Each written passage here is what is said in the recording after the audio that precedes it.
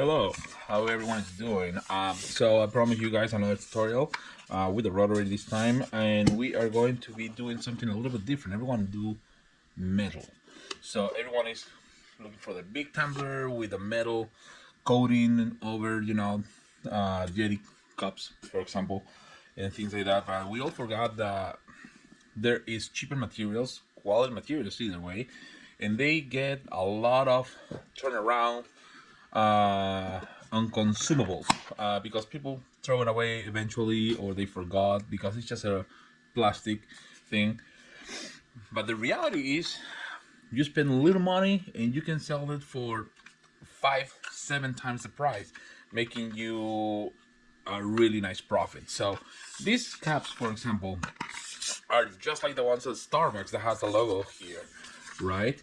So you can buy the blanks of these ones. I'll put the link below for it, and you can add a logo just like this with the infrared laser on the F1. You can customize this on an event. It takes no time. It's really quick. I recommend the infrared laser because it's plastic and you don't want to have this smoke around.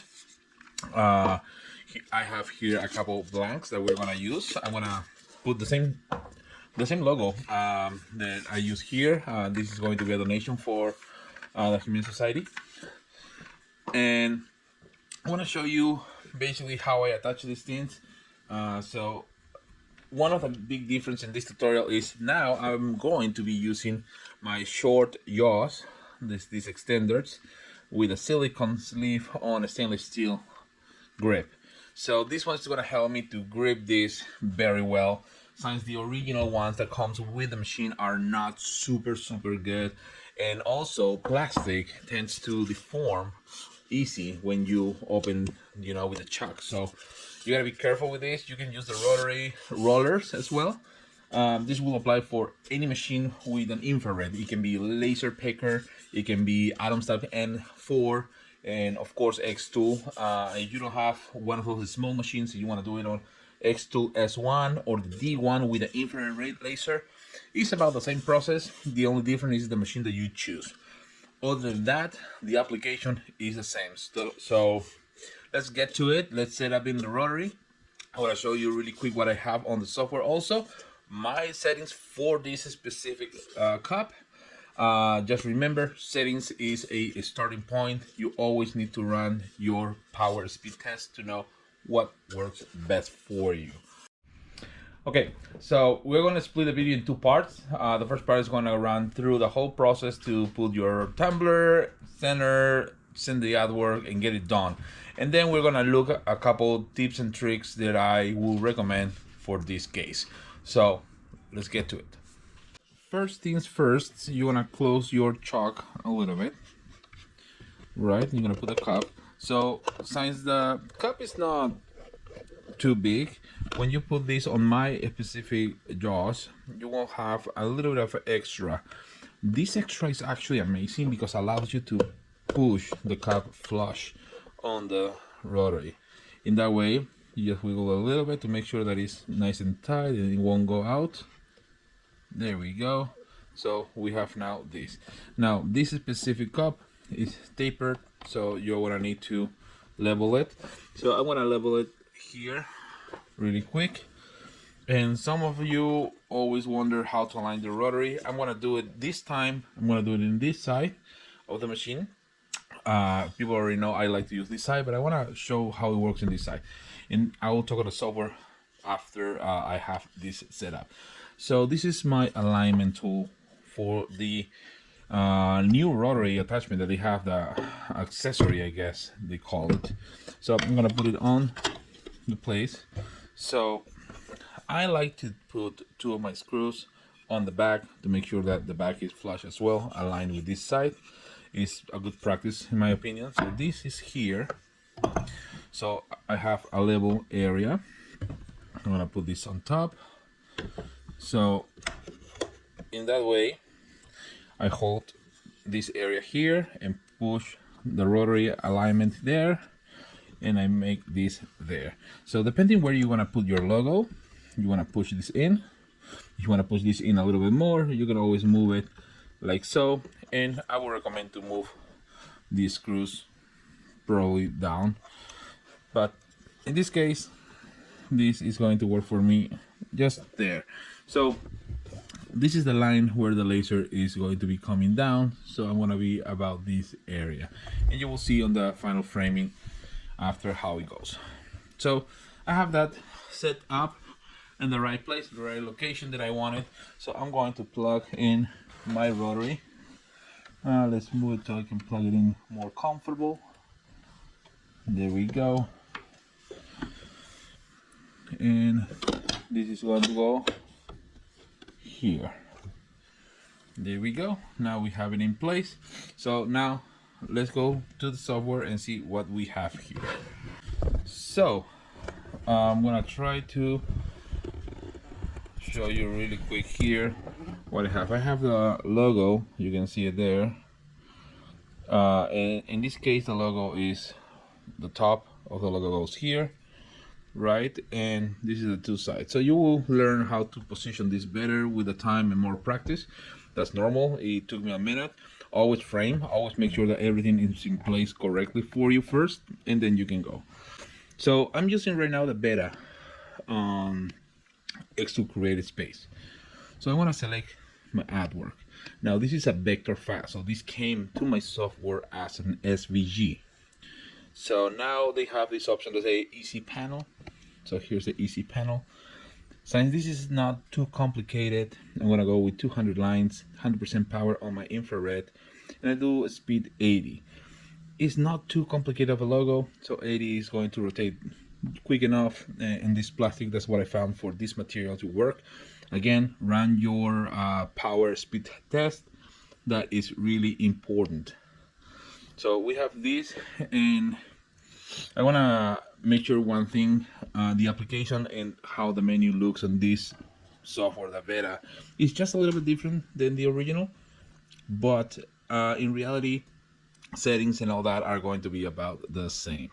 So let's turn on the machine, the air extraction, and let's get this going.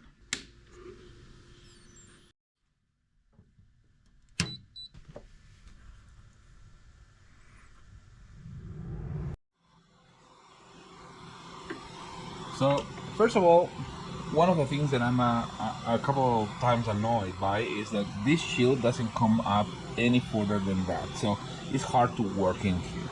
So let's make sure that this is nice and tight. There we go. And here is an interesting thing that you will notice. So when you work on your artwork, you will see that the line is divided with a square in the center. So that's considered to be the center of the whole rod. So the edges are going to be based on where you put your rotary. So right now where the rotary is and when this dot is literally the top and the bottom on your artwork.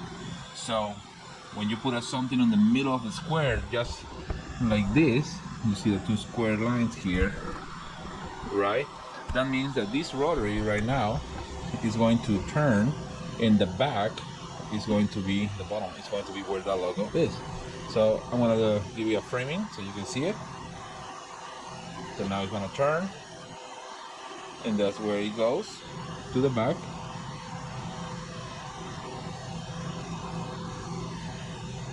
There it is, and returns. So you can play with that and look a little bit of positioning to learn a little bit more where and how it's going.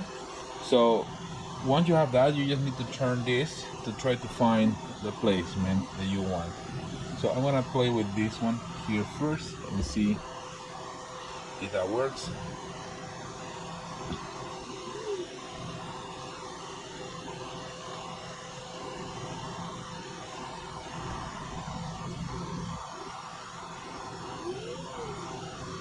So a little less.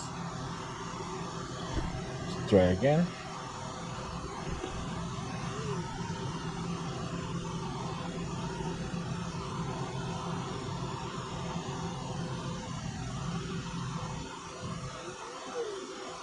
That should do.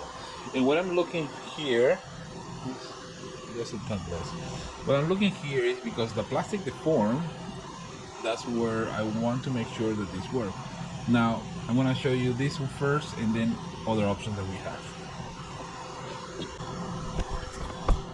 Let's put the camera close for you guys, and I'm going to go with process. And now I'm going to process the video here and the artwork start. So when you have a start, you just press the button. You will hear the fan going, and then the light of the infrared laser is starting to record.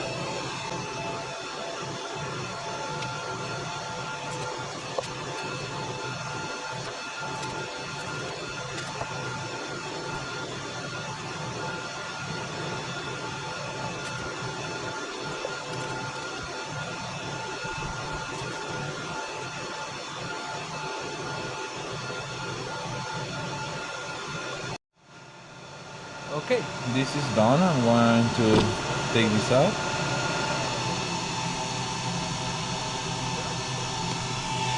Here it is. And here's the final results.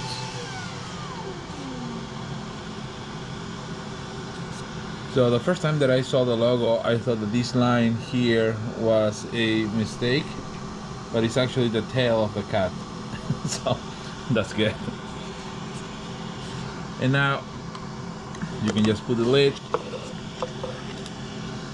for sale this goes in, there you go, put it inside a little plastic bag and you have another product to sell. So really quick, really easy, and takes no time. So this is a little trick that I like to use. Basically it's to cover with painter's tape your cup. To avoid damaging the cup, you can engrave over the painter's tape to get an idea where your engraving is going to be and how you are going to position everything. Now, an interesting thing with the tape, painter's tape on tapered cups is you need to put it a little bit diagonal, because if not, it's going to create wrinkles and uneven areas that you don't want to have.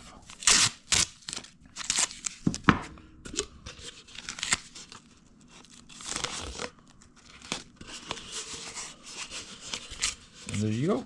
Now you can mark here.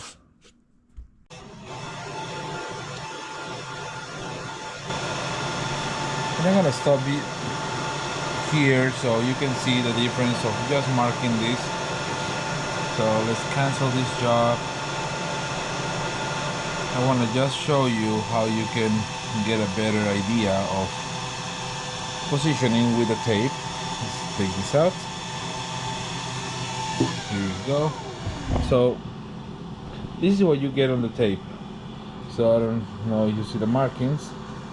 So this is the first letter, the C, and those starting with the dog part. But once you have that, and you know how everything is going to be, you can just peel this off. You can just peel this and you did absolutely nothing. There's nothing on your cup, so you are not wasting the material. See, here's the markings where are going to start, and behind that there is nothing. So you can do that to position your cups and let them run for the whole process, or just a little bit to know that you are in the right spot to begin with. So there you have it. You can mask to find your location and the positioning on the rotary. Super easy, low power. In this case, for this specific tape, and I'll put the link below, XFasten. This one works with a blue light and 15% on a 10-watt laser, especially the F1. Try with low power, try with 5%, try with 10%, try with 12%, 15%. Get into the sweet spot for the tape that you're using. 3M is a little bit more thicker, so it might need a little bit more power or slower speed. Up to you. So once you have that, you have a final product that you can sell. So you can buy these cups for really cheap and sell them for 10, 12, 15 bucks. Really easy, really inexpensive. They are a money maker. Summer is around the corner. Everyone needs an extra cup. And guess what? This is a 16 ounces easy from Starbucks. Oh, the Venti. Also in Starbucks, the 20 ounces. You can go and use this for your coffee. Just get a sleeve and you are good to go. Hope you guys enjoy this quick tutorial. And please, if you like what you've seen and you like what we do, subscribe, give us a thumbs up, like the video, spread the love, and more important, fire the laser.